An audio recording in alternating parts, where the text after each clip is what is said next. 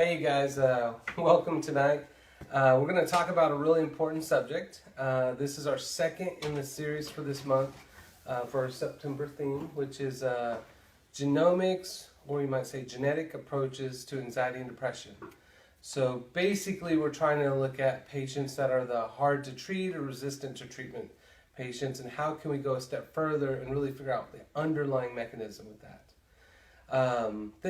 As you guys join, please feel free to share and like the video. I gotta say, this weekend is very exciting.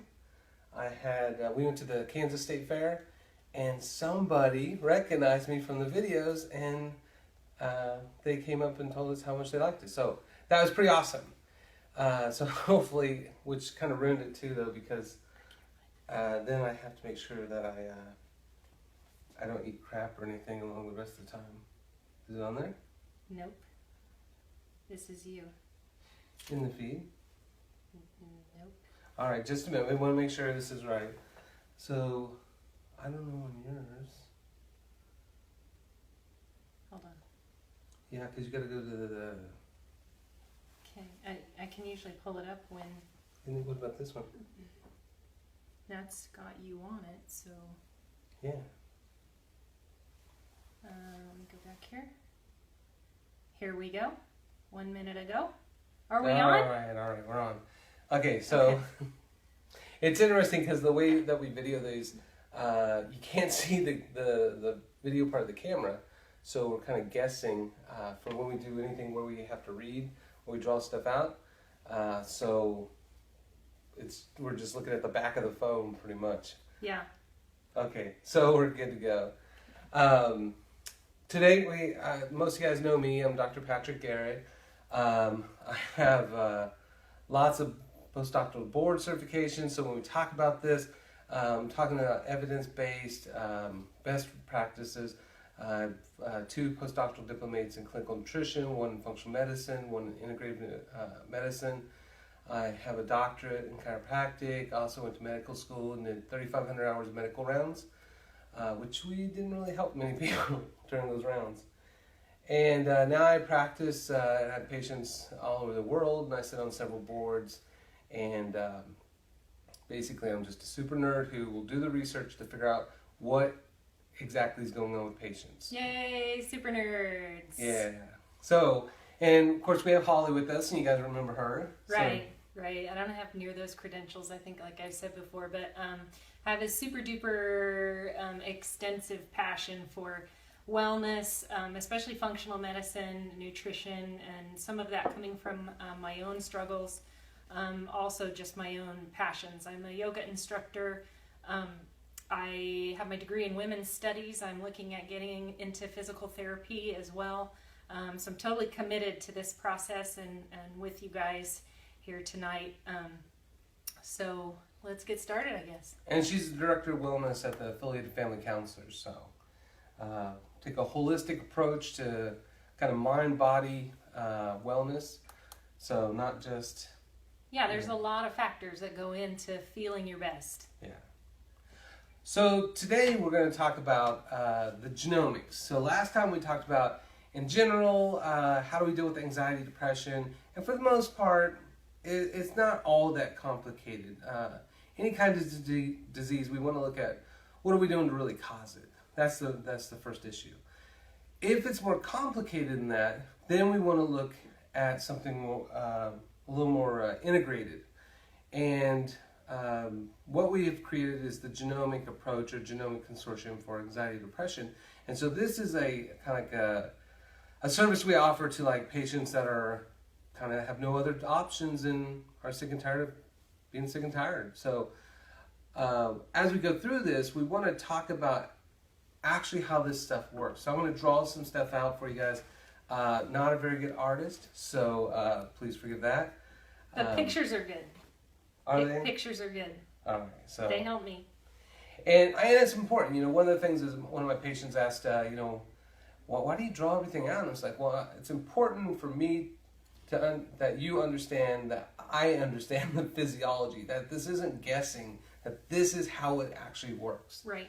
And so it's very important that they know that and that they can see that And often it's the first time their doctor has ever sat down and drew anything for them except for a prescription. Right. So, with genetics, so some of you guys probably know a little bit about genetics. I had to do that for my undergraduate degree. I loved genetics because what we learned was kind of like everything you are and everything you'll be, it's already kind of predetermined. And then it wasn't until after school that I had some really tough cases that I learned about something called epigenetics. And epigenetics is basically how do we modify those traits? So that's kind of what I'll call hard genetics, kind of like your eye color, how tall you are, those kind of things.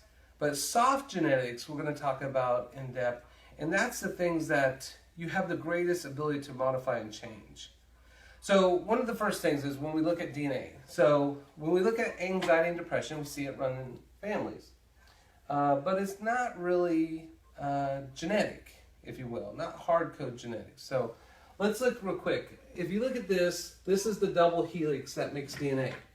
Now, one of the interesting things is, as a side note, a female scientist figured this out, and then Watson Crick claimed responsibility for this, and they shouldn't do that.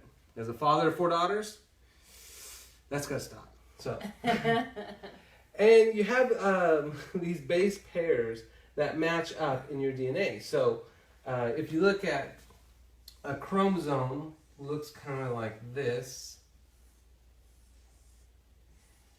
And you have 23 from mom, 23 from dad, so you get 46 chromosomes. If you unwind that, you get your DNA. So that's where DNA comes from. And then these match up to where cytosine and guanine and so basically it's CG and TA match up if they only match with those. And so if they are off, like you have an A and a G match up, then you actually have an error in your DNA, and that'll cause a disease. So every time your DNA replicates, it has to replicate an equal copy. So your cells are always turning over, which means you always have to make new copies of DNA. You have hundreds of trillions of cells that turn over. So if we look at the basis here, we have DNA, and DNA helps replicate DNA. But DNA also helps make something called RNA. And then RNA makes genes or proteins. We'll do that as proteins. And then those proteins become what are called traits. So that's everything from, how much serotonin do you make? How much dopamine do you make? How much energy do you make? So it's all those traits that people have versus that hard coded stuff that isn't going to change. So, or theoretically won't change, but we'll talk about that.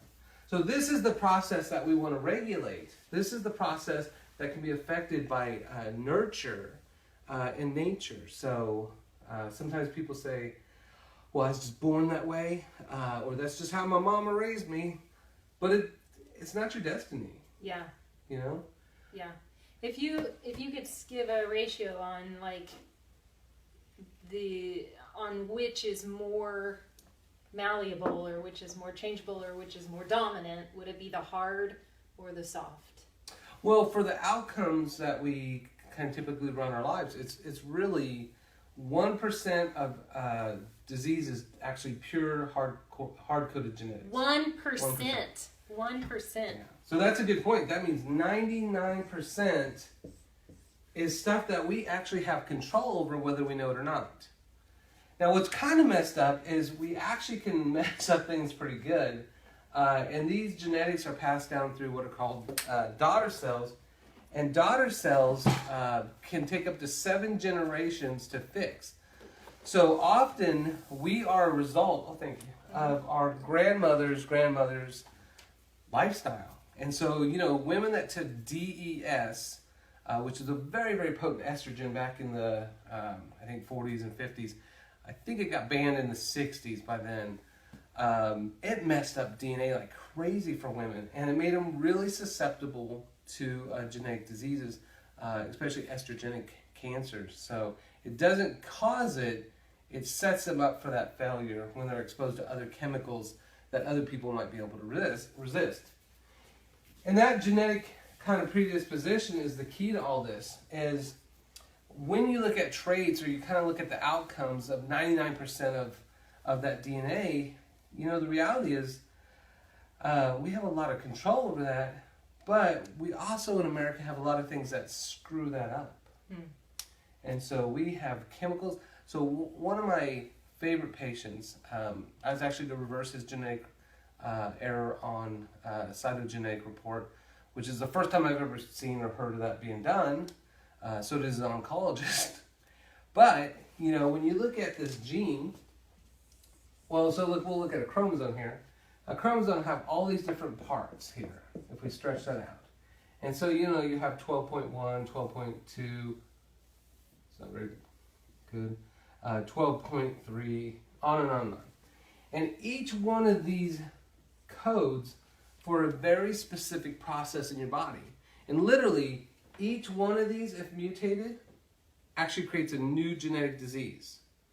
And so if we look at, let me see, I got a little list here.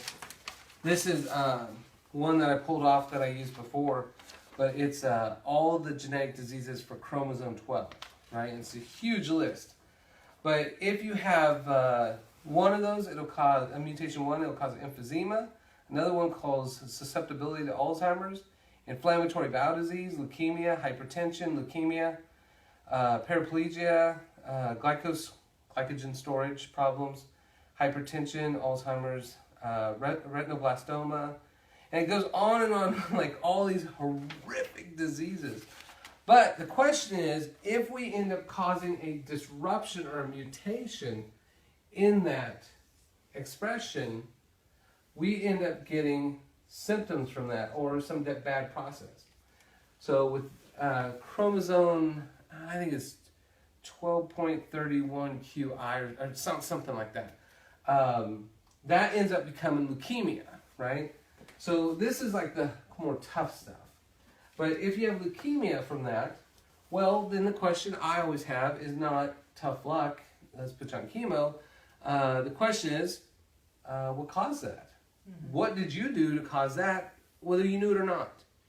And what's interesting is I have a textbook. I love old books. But 1929 is the year of the textbook. It's called Anemia in Practice. And of course, what does this have to do with this, right? Well, leukemia ends up messing up the blood, causing anemia. So there's a chapter in there about leukemia in 1929. And they said that the thing that causes leukemia is a chemical called benzene. You ever heard of that one? From you. From me, well. Yes. So benzene, in 1929, we knew mutates this and causes leukemia. So, what do we do with that information as Americans? Well, let's put it in all your food, right? So we take benzene, which is the flammable part of gasoline. If you go to Europe and you go to a petrol station, they don't call it a gas station, they'll call it a benzene station. So that benzene, when you're pumping your gas, is that fume that you smell. And we can take that and we can make it a dirt cheap preservative. We can make it food colors and food flavors. Heck, most people are wearing benzene as acrylic and kind of plastic fibers in their clothes, right? Mm-hmm. So all those like Under Armour kind of things end up being from benzene. So every time you sweat and wearing it, you're absorbing those chemicals. Then you drink Dr. Pepper and it has benzoic acid in there, which is benzene. And then you take supplements with potassium benzoate or benzoic acid and you get benzene. This is also in, like breakfast cereals and all kinds of kids stuff too. So when you look at, especially styrene is made from benzene, right? So then if you look at, okay, what did this kid or his mom do throughout his life that would contribute to excess benzene, constantly mutating this, the DNA polymerase is actually fixing this, and eventually there's going to be a point of no return where the body says, look, I can't keep doing this, man. There's the straw that broke the camel's back at some point. And this is hard code genetics, right? And for this patient then, the goal is to identify all the sources of that in their environment and stop insulting the DNA with that. And when you do that, now the DNA doesn't have to fix every time it, I erased my thing, but every time it replicates to a new cell. Every 100 trillion cells you turn over on a daily basis, it doesn't have to replicate that mutation anymore. And very quickly you should be able to undo that mutation just like every other person on this planet does every single day. And when we got his genetic report back, it was 100% normal for the first time. I think they had 5 other DNA reports over the years. Same mutations. Did it in the report, does it show the mutation itself? Okay. Yeah. You can identify that. By... Right. It literally tells you exactly where that mutation is. Okay. So that's the toughest we can ever get, right? So then when we look at trait stuff is a little bit different then. Trait stuff for anxiety and depression is more like you have your, I'll try to draw trait this. stuff meaning soft. Right, kind of soft genetics. Expression. Okay. But at cysteine, you'll have a little methyl group here. We'll just, instead of drawing all that little detail out, we'll just put a methyl group. Now, if this gene, say here to here, and it's longer than that, but if we say that gene codes for very specific proteins for mental health, for preventing anxiety and depression, for coping, for resiliency, then we want to make sure that it's turned on. And that's called methylation. Okay. So you have 2 things you can do. Now this is going to get a little wordy deep. here, right? A little deep. So we're going to jump in the deep water and then we're going to swim back to the shallow water here, all right? Methylation turned on. So this methyl group will turn that on for that gene. And then you have positive outcome for that gene. You make enough serotonin to feel good or enough dopamine to feel good. Okay.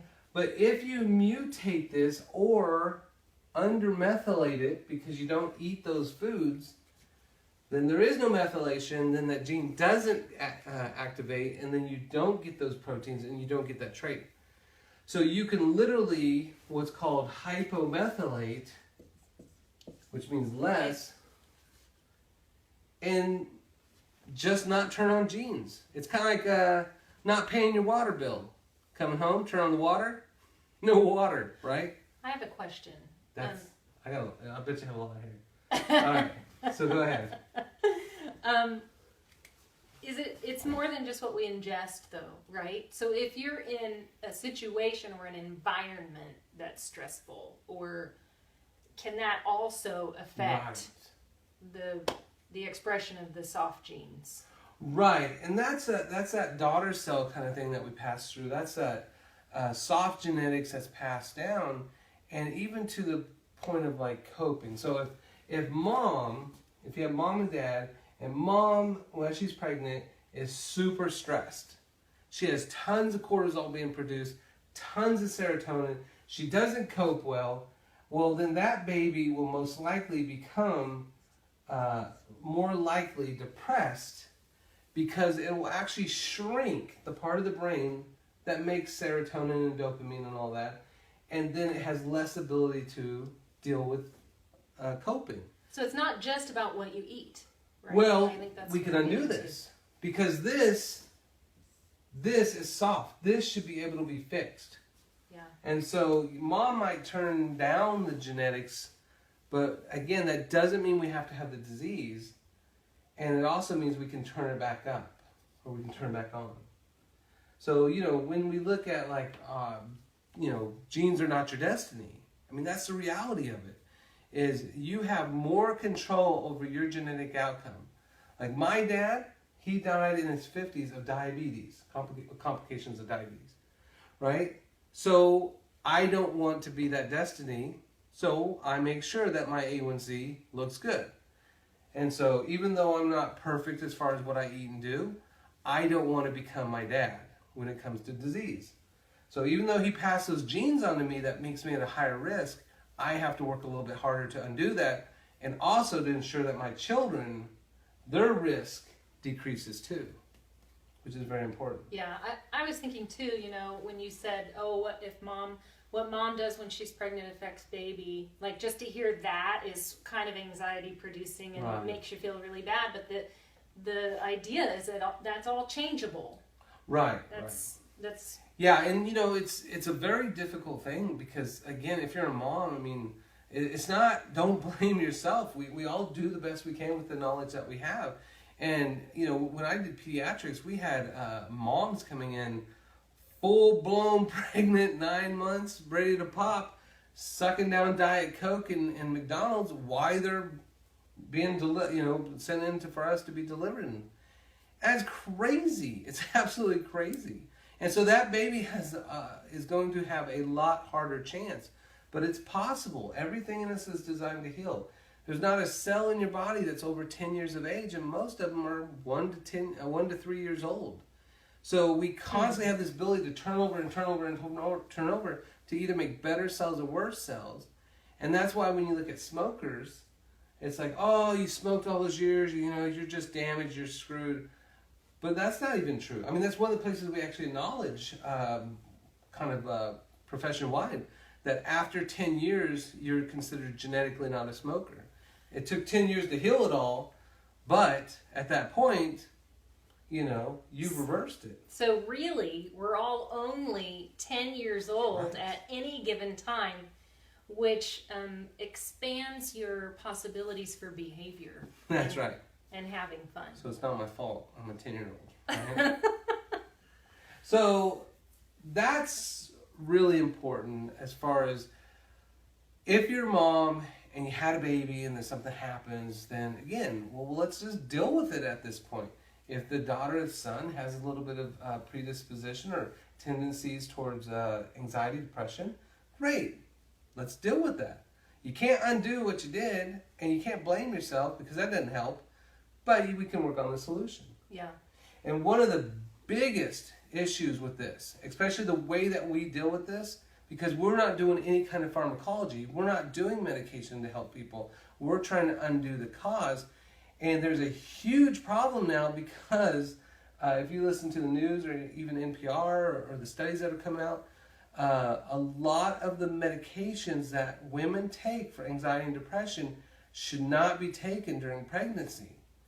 And so then they say, well, I tried to go off for the help the baby, but I felt crazy or depressed or just anxious. I was losing it. And so then it becomes this kind of weighing of like, how much damage do I do to kind of medicate my chronic symptoms? And this whole program totally negates that. You don't have to worry about that because any of the things that we do actually make that baby better. Any of the things that we do to help mom, baby gets stronger, smarter, faster, right? It only improves their genetics. Mm-hmm. And that's wonderful because not only then are pregnant moms able to then manage their anxiety and depression in a natural way to try to undo it, but they kind of set their baby up for greater success that they won't have to deal with that. Yeah. We've got a lot of people showing up for the talk. Hi, everybody. It's always good to have you. It always makes it so much more fun and energizing when you guys are participating.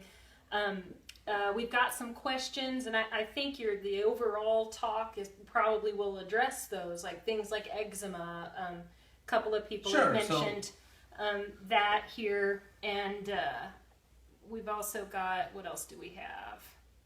That's pretty much so far what has come up.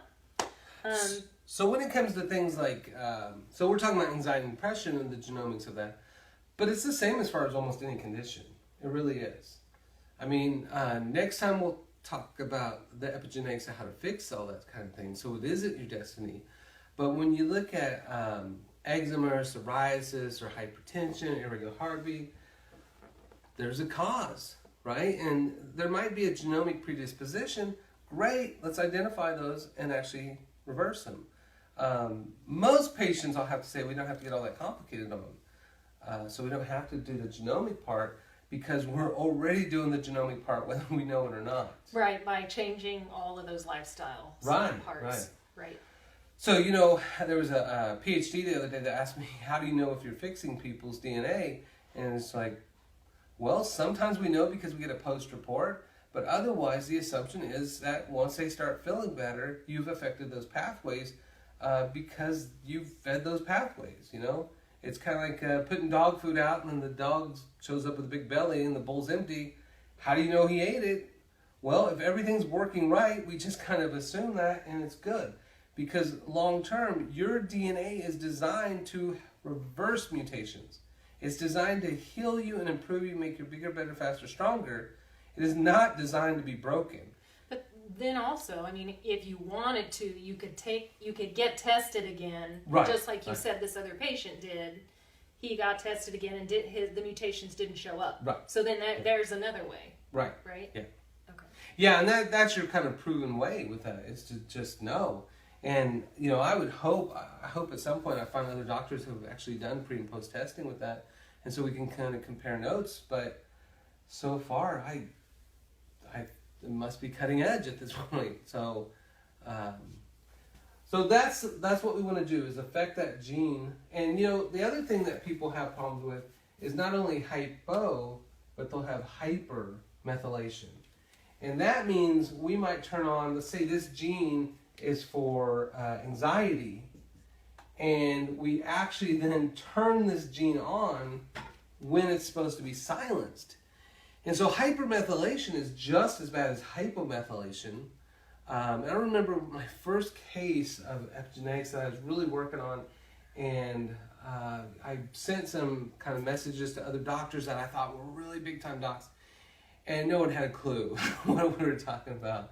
And I mean, they knew enough to, like, I went to a seminar and I can talk the talk, but they didn't know how the intricacies of it. Like, they didn't know the next 3 steps. And one of the docs, I was just kind of like sitting looking at it thinking, I don't know. But he said, you know what I do? I don't try to figure out how to alter the body. I figure out how to feed the body and feed those mechanisms, feed the biochemistry, feed the genetics, and let the body figure it out. And I thought, okay, well, maybe that's the thing. Like, maybe that would be okay. And it was very hard because, again, I was going out on a limb, practice-wise, because there's not a path for this. There's tons of research, but not clinical outcome, clinical application, because it takes about 17 years from research that proves it to application in the clinical practice. And so I'm trying to jump 17 years ahead and start helping people, but it also means that I don't have a roadmap sometimes. Yeah. And so I just said, okay, well, screw it, the body's smart, it's designed to heal, I believe that stuff, so let's just do this. So I think the patient was like a local hypomethylator, but a global hypermethylator, and so I was just like, let's just stop poisoning him with the thing that mutates that DNA. Let's put in the things that actually target those genes. So for that person, we actually looked at 3 separate genes that we wanted to affect, and that was the HAT, HDAC, and SART gene. And because of those, we just basically tailored to those genes and tailored the nutritional protocol to that, the epigenetic protocol, and it worked. It worked. So, but again, that's the hardest. Well, it kind of makes sense too. I was just thinking, if you're providing the optimal conditions for the body to make what it needs and throw away what it doesn't need, and you're providing that optimally, I mean, I can see how that can work. Right? Well, and you know what's so interesting too is within genetics, and I'm actually part of a group that we're trying to get funding for our clinical trials through KU Medical School and WSU on genomic psychiatry, basically really revolutionizing how psychiatry is done. And this is a big part of what we want to do to prove this out. And there's, again, it's like blazing a new path. But the first things you have to kind of talk about when it comes to genetics is, are things truly hard-code genetics? And one of the ways that we talk about that is through twin studies. Mm-hmm. So twins, I have twins, right? And they are perfectly identical. So if one killed somebody and they were on CSI, the other one would go to jail for the first one's crime because their DNA would match, right? Exactly. So that's kind of cool that they're exactly genetically the same. That is interesting. And when they were born, I couldn't tell them apart. I still have a little trouble. They got different haircuts. It's a little bit better now, right? But I was still mistaken. What's really interesting, though, is slowly over the last 8 years, they've had all these slight, subtle epigenetic changes that have caused them to then modify their DNA output that causes them to look slightly different personalities. One went out for soccer, the other was like, who cares about soccer, right? They have different best friends, right? But they're genetically the same. But it's that epigenetics that really makes the difference, that soft genetics, to where they have just this subtle slight feature that when you see them together, you can pick out who's who, but individually you might not be able to. And they replicated these studies in worms, which reproduce very quickly, and they found out, over several thousand cycles that they would have very different outcomes with that. There's actually a great fox study that they did. All red foxes look like red foxes, right? But they took and bred non-aggressive or non-dominant foxes, and all of a sudden you had all this genetic change. And within 1 to 2 generations, they were gray and white and all kinds of different colors. Mm-hmm. Did you ever hear about that? Mm-mm. So now everybody wants them as pets, but it's crazy that just that change of soft genetics and allowing that to happen, suddenly you came up with greater diversity. Yeah, it's not only crazy, it's hopeful, which is something we keep talking about in every show. It's always hope. Yeah. So when we did when they do twin studies on depression and anxiety, what they find is that if the twins live together, when the twins live together and raise together, they usually have about something like 70% likelihood that if one gets depressed, the other one will get depressed, right? So then it's like, well, okay, that sounds genetic, right? Right. But if they were apart, so say one was adopted and the other one was adopted by a different family, then it was only about 60%. And so, again, because they're not 100%, that means it's not hard code genetics. So, something like hard code traits. You know what those are? Like, your parents both have what? Earlobes that are the same. So, you won't have a twin that has earlobes, one's connected and one's apart, right? Mm-hmm. Or what's some others? Eye color. Is that... Yeah. Yeah, so you shouldn't have a blue eye color and a brown eyes. If they're identical twins. I did see... this is off the... I don't know. Nerd. Okay. So, I did see a report where there was a genetic couple... or genetic twins where one was black, one was white, right? So that was kind of cool. There was this other one, and it's called chimeric something. But it's a mutation in the DNA of the mom that ended up creating slightly different genetics within their children. So when mom was trying to, I think, get on welfare or something like that, or get benefits, because we live in a society where we don't pay a living wage, but that's a whole different story. So she needed money. She had, I think, 3 or 4 kids, right? And I got 4 kids, so I know how that is. But 2 of them are twins. 2 for 1, so that's only 3, maybe, right? 3 plus 1, like a freebie. So, so when they tested the babies to make sure that they were genetically hers, and I can't remember why that was. It was a very obscure case. They said they're not your babies. They're not genetically yours. The DNA doesn't match. And mom's like, well, I had the babies. I held the babies. I breastfed the babies. I'm pretty sure they're my babies, right? And so it would be weird. Maybe one got switched at birth or something. But she had 2 or 3 or 4 or something like that. Wow. And that wouldn't happen. And what they found was it was this really rare chimeric type of DNA that is, absolutely rare that someone would have that. But it would make a great CSI episode. By the way, Tiffany said she saw that episode that you were Are you referring serious? to. That is awesome. Also, just to recap real quick, Tiffany is asking, the answer is yes, I think I could safely answer this. She says, our soft genetics, the 99% that we Right. can change. Right. So when we say soft, that's changeable. Right. Yeah, absolutely. And so even what mom gives you as a predisposition or dad gives you as a predisposition based on what they had to go through in life, that only sets you up to have to work harder to reverse that in you and especially your children. So, Yeah. and that's where a lot of times people are like, oh, you know, my dad has diabetes, my cousin has diabetes, my mom has diabetes, so I have diabetes. Well, that's not genetic. It's there's a funny little meme that says, diabetes doesn't run in your family. Nobody in your family runs, right? But the reality is, if I do what my mom did, I'll get what my mom got, right? And that's really why you see trends in family, is because they all do the things that affect that soft genetics to all get those soft genetic diseases.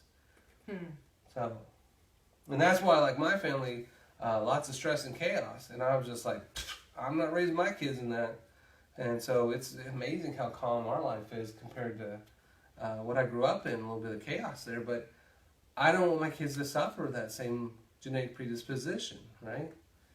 So not 100% of identical DNA twins have the same conditions. So again, that's not genetic. It's more likely trait, Okay. right? And one of the other things that's interesting is, so I created a list of all the genes for anxiety, all the ones for depression, all the ones for personality disorders. And that way, as patients come in and we have their genetics tested, we can actually look for those genes to be turned on or turned off. And then that'll give us a really good idea of what maybe really is going on for these harder to treat patients. So again, it's not something you should do if you're like, I feel a little sad sometimes, I'll change my food, it's gone, like most patients. These are patients that are harder. Yeah. Right? Yeah. Ones that kind of wits in and they've tried other things. And they're still not functioning, and Right. they're not, right. And before we finish, I'll talk about even why most medications don't tend to work on these kind of patients too.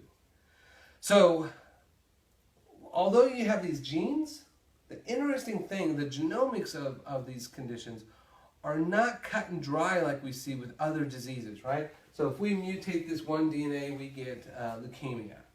But if we modify the DRD2 gene or the MAOI gene, that may not even cause the problem. And we may not even see that in a patient. And what's really more important is not looking for one gene specifically, but the combination of subtle changes in the other genes. And that's really key because a lot of these are multifaceted. You think about something like serotonin, right? Serotonin is what we think about in the neurotransmitter in the brain, and that's happiness. It also converts to melatonin, which then that's sleep. And if you get enough sleep, you're happy, right? But that's only like 5% of your serotonin. 95% of your serotonin has nothing to do with your brain. A lot of it has to do with your gut, which is why the first treatments for irritable bowel disease were just basically a version of antidepressants for the gut.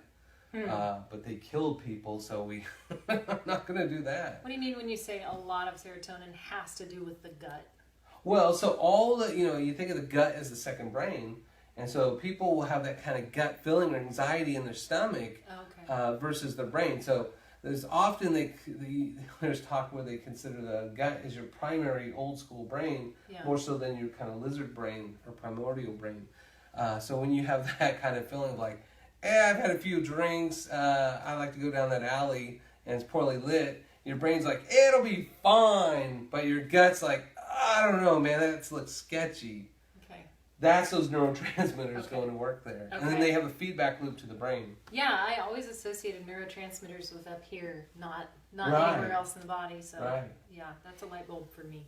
And then otherwise, like a bunch of it actually goes around on platelets, and it's actually for bone development, which is something we weren't taught in school, but they did this study where they gave mice antidepressants, and they developed spontaneous fractures, and they were like, well, I guess we're going to do a different approach to this study and figure out why this can cause fractures. And then they found out that when they mess with serotonin, like if you take any kind of medication that's tricks the body for serotonin or neurotransmitters or hormones, your body actually downregulates its own production. And so they're trying to get the effect in the brain, but what they end up getting is effects on the bones, and then you end up with fractures as a risk for antidepressants. And that's also why you have those risks everywhere else too, because those neurotransmitters, so like when you're looking up like DRT or DRD2 or the PRAW gene, PRAW gene, it's like, oh, it has to do with anxiety and depression, but it's also the prostate gene, So for like, when you first start out doing epigenetics, it's kind of crazy because these genes regulate all these other different processes in the body. And so if you mess with them artificially, like with medication, you get a lot of different side effects just from that. So that's when you look at those side effects, you're like, what does that have to do with the brain? That's why. Because those processes not only affect mood and anxiety and depression and behavior, but they also affect other just basic organs or tissues. Yeah. So. Tiffany says that her gut tells her to eat a lot of cake. Yeah, your gut hates you. Yeah. So, my gut tells me that too. That's the, cake is bread and dairy and sugar, right? The trifecta. The trifecta. Because bread and dairy both have morphine. So your brain's like, I need a quick fix, right? And then sugar is like more addicting than crack cocaine.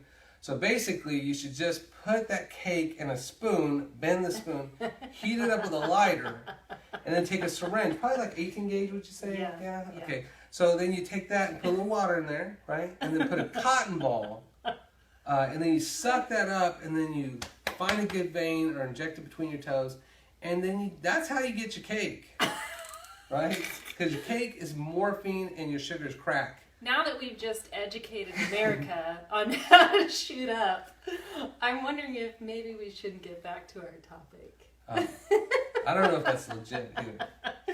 Hi, I'm Tiffany and I'm an addict. So it's funny, sometimes humor is good medicine, right? It is. And so I'll tell patients, I'm like, well, actually what you need to do with fish oils is you need to heat it and do this, and then you take a syringe. And I watch people write notes in them.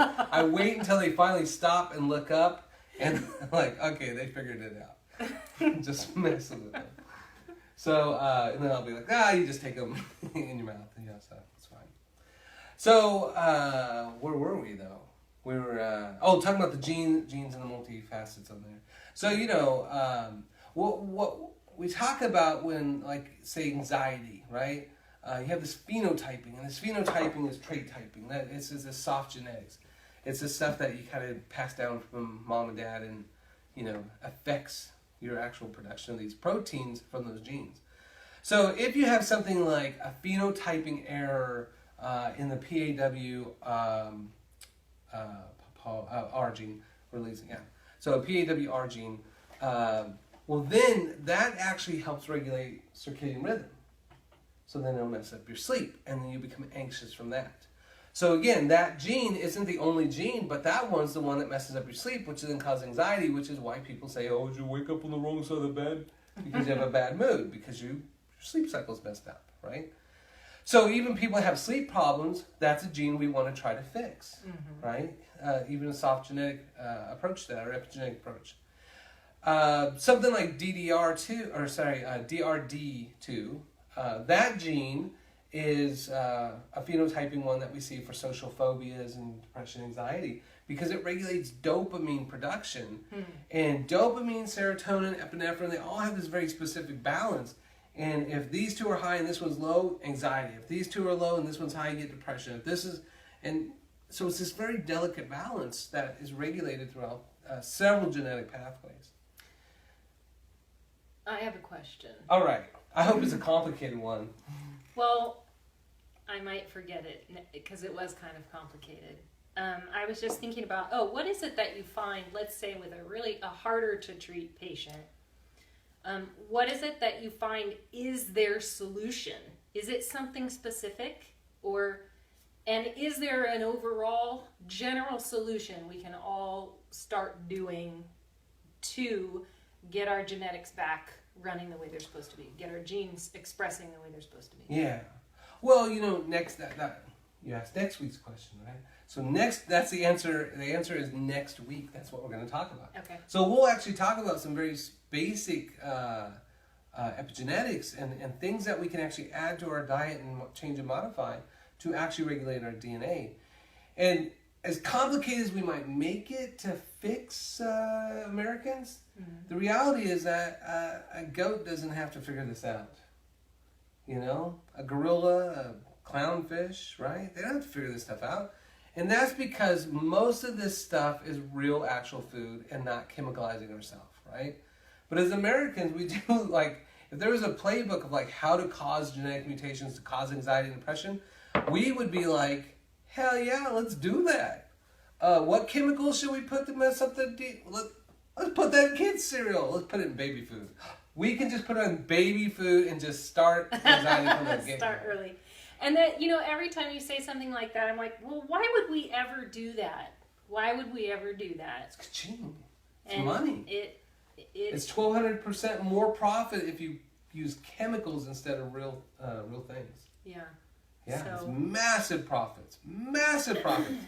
And so it's not really that absurd. That's why I brought that up. Right. Somebody could be watching saying, big, whatever. Yeah. But, there's a reason that it's in there. Or, someone could say, oh, the Food and Drug Administration approved this, so it's fine. Right. But Yeah. right? Yeah, but that's not true. It's true, but when I first started out, I was just like, we're all fine. But then I would start reading EPA reports, and the EPA would tell you the stuff the FDA approved is toxic for you and your family. It messes you up. Don't consume it. And then I started thinking, what the hell did they just say? Mm-hmm. Why would they approve this thing? Right. So it's funny because BPA, which actually affects the brain and causes ADHD in children, right? BPA is in plastic water bottles. But what's really crazy is if you buy genetically modified baby food, they'll put it in a glass jar. Mm-hmm. If you buy Gerber's Organics, it's in plastic number 7, which is neurotoxic. Mm-hmm. It's endocrine toxic. That's crazy. So even people that are trying to do good, they end up having to really have to pay more attention to that. I think that's that lack of education. Yeah. And who's telling anybody this? Nobody's telling anybody this. Right. They're just like, it's weird that everybody in America is having all these diseases, and they're all becoming epidemics, within the last 20, 30 years. Right. Yeah. That answer your question? Yeah. I don't feel like it did.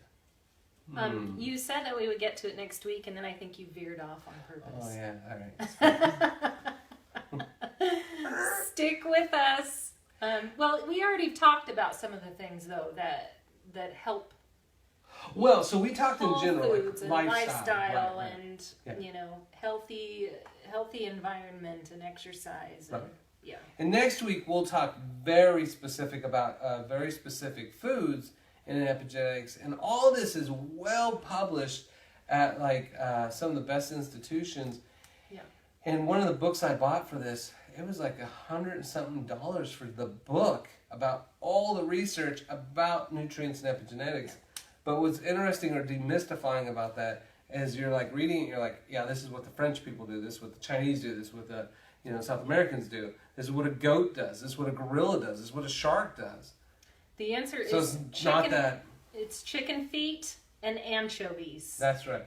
That's how specific we're going to get next week. You got to do shark diet, which is 1 part tuna, 3 part legs of humans, of surfers, and a touch of surfboard in there. No genetic problems. There's your answer, folks. That's your shark solution. You heard it here.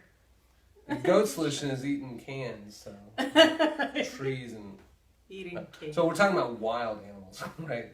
Not domestic. All right. Well, but it's funny too because if you look at the genetics too of what the diseases pets have, and if you think of humans, so there used to be this book called The 100 Million Guinea Pigs, And it was basically, we're guinea pigs. We're putting all these chemicals that have never been tested on humans, and we are testing them on the public. We're saying, hey, what happens when we put this pesticide in and we get this disease? You know?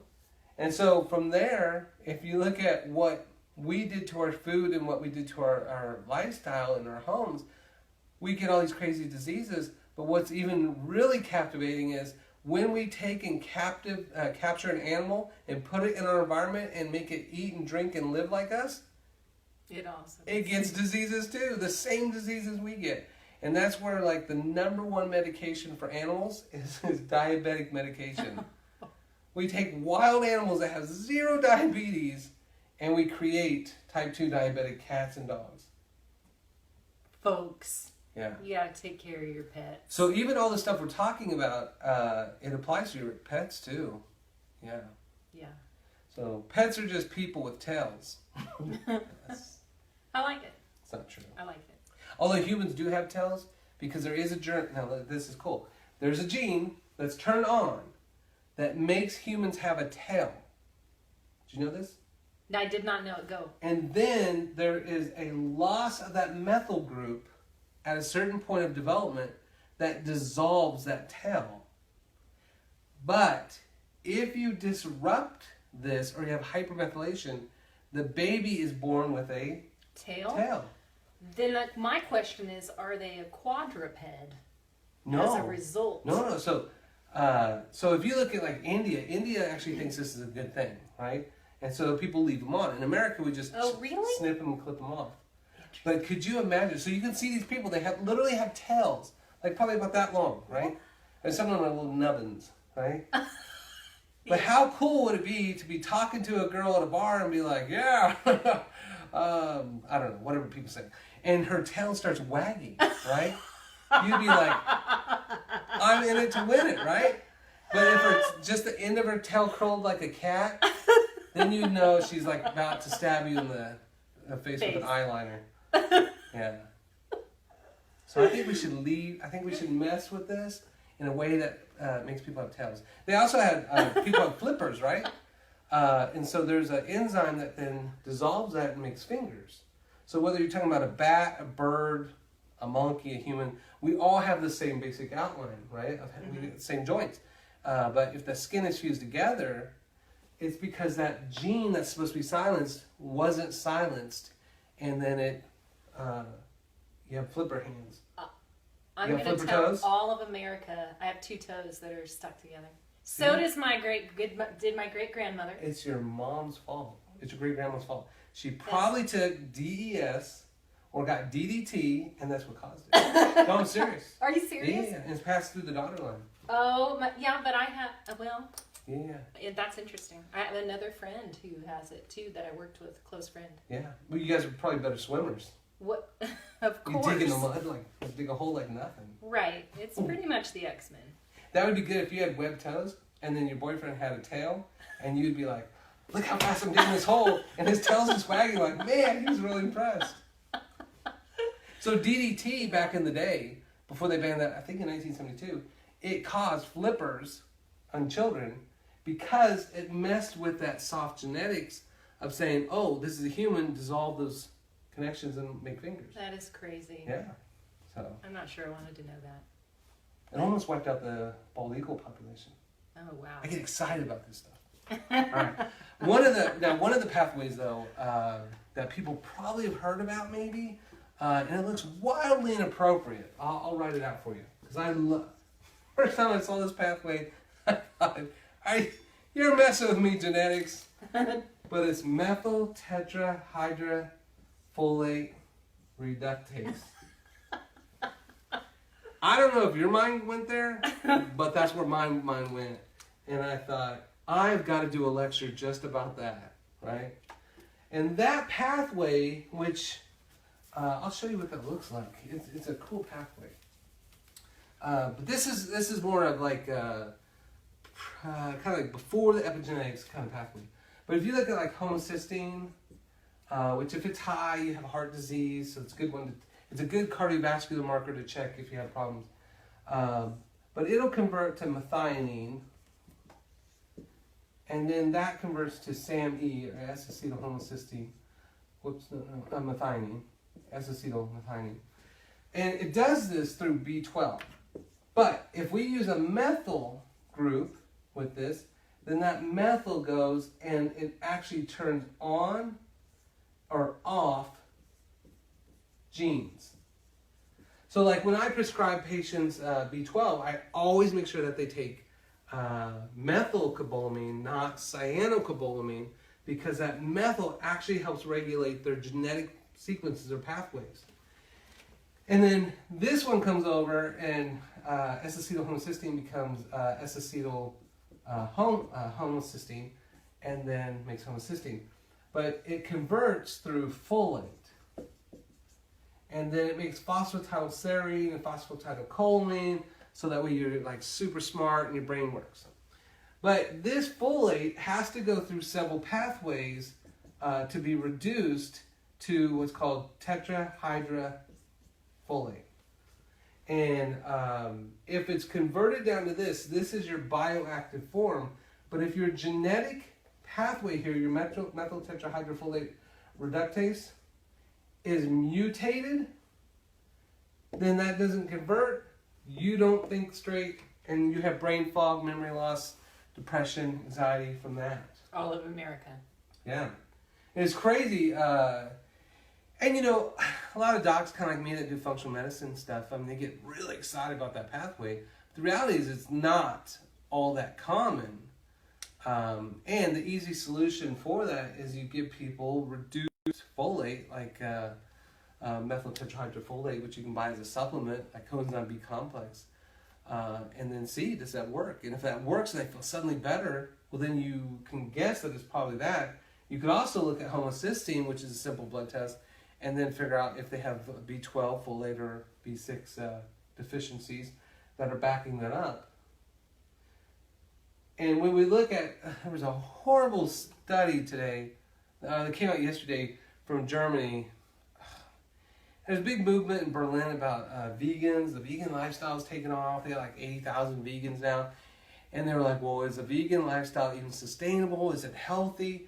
And they always have the most ridiculous arguments because of like totally bypassing natural physiology. And they say, or even natural biology. And they say, well, no, it's not healthy because they don't get enough B12. And then that can cause all kinds of neurological problems, heart disease, all these different epigenetic problems. And so they say the only place you can really get a substantial amount of B12 is from animal products. But the only problem is those animals are just the same physiology as us. We don't make B12. So then the question becomes, how does the cow get B12 if the cow's a vegetarian? And it's from gut bacteria. And so we need 750 different species of bacteria, and that's what makes our B12. That's what makes our B6. That's what makes our folate. That's what saturates us with B vitamins, not food, but our gut, right? You'll have 22 feet plus 9 feet. That's all coated with all these good bacteria pumping out vitamins. And that's what regulates these pathways. So when people get a little crazy on supplementation, it's like, well, that shouldn't be your long-term solution. Where do we get these B vitamins? When they're talking about those vegans can't do that because they're not getting B12, then great. Stop taking antibiotics, take some probiotics, eat fermented food, don't sterilize your environment, make your body produce that B12 so you don't have to try to find ways to fortify it. So Germany's wrong. Again. What? Yeah. So the last few parts of this, one thing is why medication fails. And although I'm a Netflix and Hulu person now, when we had DirecTV, we had lots of commercials. And they played the same commercials over and over. And they said one of them, it was a drug commercial, and it said 70% of those people who start out depressed, who take antidepressants, end up more depressed than they started.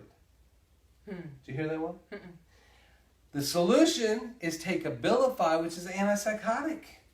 Because there's nothing better than telling people you're on antipsychotics for depression. Because then they're like, sure, it's a little anxiety and depression. You're crazy, right? And then they're not going to go camping with you because there's an axe involved and this whole thing. So then you have to say, well, why does 70% fail? And really, it's the same thing when I did my psych rounds and, talk to the, I think we talked about that before, but Dr. Moore, is that it's just this kind of random guess, but what the body does when you put in a neurotransmitter is it downregulates your own production. And then you end up becoming more depressed. And really, it wasn't a neurotransmitter problem from the beginning that has never been proven out in research.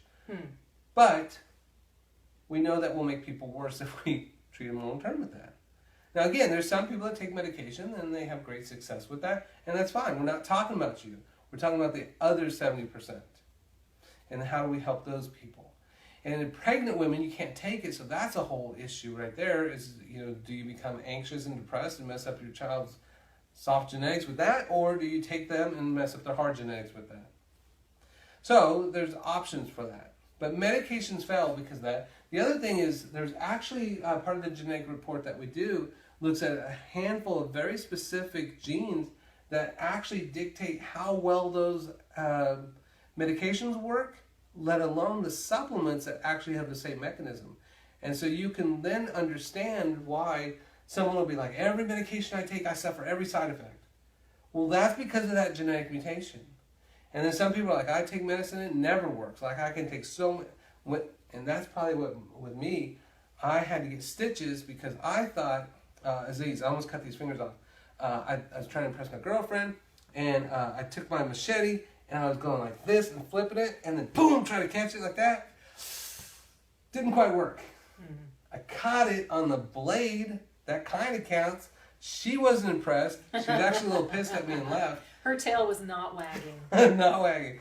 And so then I was like, well, my fingers are almost falling off, and she leaves me. Am I the jerk? Is she the jerk? I'm not really sure, right?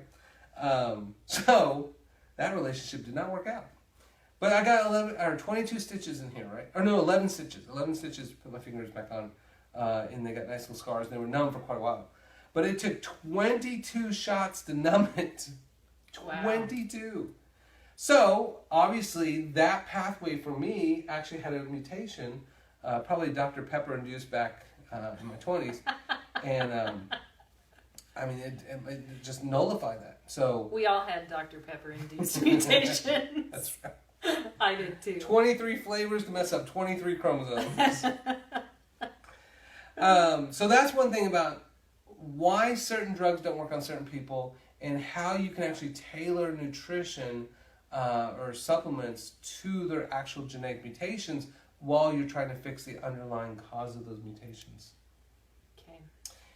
And then, the other thing is basically how do we fix this at this point? So we can say, okay, well, all this complication, okay, fine. Now what do I do with it? Even if I get the test and my genetics have all these mutations, what do I do? Mm-hmm. And that's epigenetics, right? And so that's the second part of what we want to do. And we'll talk about that next week. So if you guys know people that have these kind of issues that are suffering, there's going to be a lot of hope next time because, again, we're going to talk very practical. This is one of those things people are like, oh, don't tell everybody all the answers. Well, that's okay. These aren't my answers. These are, I didn't discover all these. I just put them all together. So, people need hope and they need help right now. Yeah. So, we'll talk about that next week. Takeaway message? I'm really just taking it all in. It's a lot. Just remembering, especially during these talks, I'm sure it can get confusing. Like epigenetics kind of goes with soft traits, changeable traits. No, I just think it's exciting to learn. And so my takeaway would be to keep learning because, and the fact that this is kind of spread out in 4 different talks, I think is a good thing because it's a lot of information. Yeah. So stick with us, stick with it. I'm excited about next week to find out what Dr. G has to tell us then too. Aside from that, my only other takeaway, which is my own takeaway from today, is chew your food correctly. That's what I'm going to say for today. What is that? Chew your food. Chew your food up. I spent this week thinking about slowing down when I ate slowing down with drinking tea And I felt so much better. Can't believe how I've just been shoving the food down my throat and not chewing. And my tummy felt so much better after. So that's my personal offering to you today. You know, it's interesting. Chew your food. I was trying to think of a joke, but I couldn't think of one. But in Europe, like I think it's 80% of their meals are eaten with others. I kept thinking about that too. And something like I think then like America, it's like 70% of food is eaten alone. Yeah, eaten alone in your car and eaten fast. Yeah. So chew it and enjoy it, and you actually taste it. Yeah. And then you won't need. It'll be just that much better. Yeah. No, my aunt, she actually would chew her food like 100 times there for a while. And she would just chew and chew and chew and chew and chew. And I would just be like, it's gone. Right. So anyway, it's off the subject. I'll let you go. Way left field here. Well, okay, so my take home would be, again, back to hope that, you're not your genetics are not your destiny. They are your predispositions for destiny, and you have a great ability to actually identify and change your actual outcome for your destiny. And that's powerful because so many doctors will say, "Oh, it's probably genetics," and what the hell is that? What are you going to do with that? That doesn't help you at all. Well, great. I guess I'll just be depressed for the next 40 years because it's my genetics, right? That's bullcrap. So don't accept that. Don't accept it. The body's a very powerful, powerful thing. It's always designed to heal itself given the right opportunities. And that's the beautiful thing. It's kind of like going to a mechanic that's like awesome. Is like like John. I go to John Horn, who's like the best mechanic ever, and I could tear up my whole car, drive it, roll it over a cliff, and I know I could take it to him and be like, "Can you fix this?" And he'd be like, "As long as you have the money, yeah, all right." But that's the thing is he knows how all those things work. In fact, I watch him and he uses all this interesting diagnostic stuff, old school stuff too. And I'm like, you're like me with cars. I mean, he really is. It's just fascinating to watch him. And I literally will go to his shop and watch him. I like just kind of following him around. I'm like, okay, what are you doing? So, everything's designed to work. No matter how much we mess it up, there is still the ability to fix that and reverse that. The body always has that potential. So you always have hope around the corner. And it sucks because I see so many people that are broken down and beaten down by their doctors that basically have been given no hope at all. And it was just like, this, you're just going to have to suffer for the rest of your life. So that's my takeaway. And I just say hope each time. Rubber stamp. Hope. So next week we're going to talk about epigenetics and basically how we reverse the soft genetics, how we normalize it. If you guys have any questions, feel free to post those, and I will go back through and answer those. Yes, thank you for all your comments. It's great when we get lots of comments, and there's even some little conversations that go on, and I love seeing that. So glad to have you guys with us. Yeah, so if there's something you didn't hear, just let me know. And if you're a geneticist, I probably didn't explain this perfectly because we're not lecturing to doctors and geneticists here. We're lecturing patients, so be nice. We're not too crazy. I didn't want to nerd completely out here. So ask those questions. One of the times we had 85 questions from the beginning, so I still will answer all those. And for people who need help, the number to schedule an appointment or even a consult, which is completely free, is 316-636-2888. And we actually have clients from all around the world. And this week we have someone driving or flying maybe from Tennessee or Kentucky. I think Tennessee. Yeah. So that's pretty good. There's been certain days we had 5 different states represented in one day, which is kind of crazy. I want to plug a little something too right quick. We have wellness classes here, Tai Chi, yoga, meditation. And we've got a meditation class starting in October, and we're having people sign up for that now. It'll be 4 weeks, I think we're going to have that on Wednesday nights at 7. We'll also have Tai Chi starting in October as well for 4 weeks. So call us and find out what's going on. You can go to the Affiliated Family Counselors website to find the wellness schedule and get in to see us and start feeling better. Yeah. And you do a kids yoga? I teach a family yoga class. It's really kind of for kiddos 10 and under, but parents are welcome to join. That's the second Saturday of every month. I also teach a free yoga class the last Saturday of every month. So if you can't afford it, but you really want to try it out, come and try it. Everybody can do yoga. Start with what you can do, That's like right. Dr. G says. And with a good teacher, they'll help you modify. So we've got some great classes here going on that really will help your mind and body at the same time. And we'd be happy to have you. Yeah, and Holly says, if your kids are completely out of control, bring them to the kids yoga, and she'll calm them down for you, right? Right. I'll be down there yelling at them. Meditate! All right, so we have other videos. A lot of you guys are following those, which is awesome. Please feel free to share it and like it. We've had up to 1,000 views, which is awesome. And you can watch the old ones on my Facebook page. That if you go to other, and then there's videos, and then there's my videos, and then you can see all the ones that we've done in the past, which is pretty awesome. Yeah. If you go to youtube.com, I think /Dr. Garrett, you can actually see tons of my old videos. In my old had a cooking show on TV, you can see those too. So appreciate you guys being here, and this is a great subject, and hopefully we can help a lot of people, or at least plant seeds to get people in the right direction. Other than that, I hope you guys have a great night, and see you next week. Thank you.